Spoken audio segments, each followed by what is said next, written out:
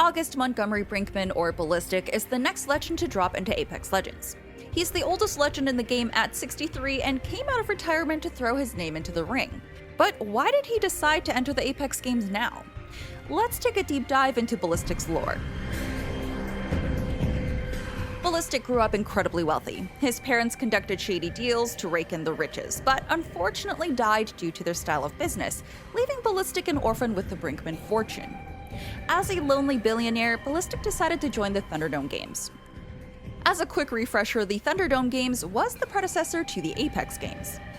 The Thunderdome Games are the same that Blisk also competed in. Blisk was one of the most famous champions, but Ballistic quickly rose to fame through his wild and action star-like style. In the background of the Ballistic trailer, you can see his signature car hung up on the wall.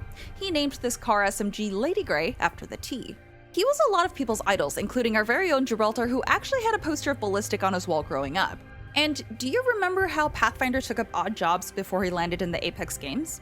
Well, turns out Pathfinder was actually Ballistic's butler for a time. But anyways, back to the Thunderdome Games. In the games, Ballistic met his wife, Sok Lang. The two got married and teamed up with Sok Lang's brother, Kit Xiang, to create a formidable trio team for the Thunderdome Games. Ballistic and Sok Lang had a son named Nathaniel, who was Ballistic's biggest fan, and it didn't seem like anything was going to stop Ballistic's family from dominating the Thunderdome Games. That is, until one day, Ballistic's recklessness got the better of him. His playstyle in the games never changed and really just got more wild over time due to his overconfidence. In one of the moments when Ballistic was leading his team in a fight, he wasn't paying attention to his brother-in-law and Kit Xiang ended up dying. Ballistic's life shattered. He blamed himself heavily for Kit Xiang's death and withdrew from his wife and son and shut everyone out. His son Nathaniel still tried to vie for his father's attention and love, but Ballistic shut him out, and eventually Sok Lang and Nathaniel left Ballistic and moved out. Ballistic continued to live in seclusion, still stricken by grief and guilt. He'd essentially disappeared from the world and was forgotten. Until one day, his son Nathaniel showed up on his TV. A news report revealed that Nathaniel had qualified to enter the Apex Games and was lining up to be the next legend to enter the arena. This sparked something in Ballistic, a fire he hadn't felt in years. He barged into the Syndicate's office where Eduardo Silva sat and told him that he would enter the games in place of his son, but in exchange that his son would never be allowed to enter the Apex Games. A little recap, Eduardo Silva is Octane's grandfather. At first it was speculated that Eduardo was Octane's father since that was his father's name, but it was revealed that Torres Silva, Octane's grandfather, had taken his son's name after he died. It's a little confusing, but basically Torres took on Eduardo's identity to publicly become the CEO of Silva Pharmaceuticals.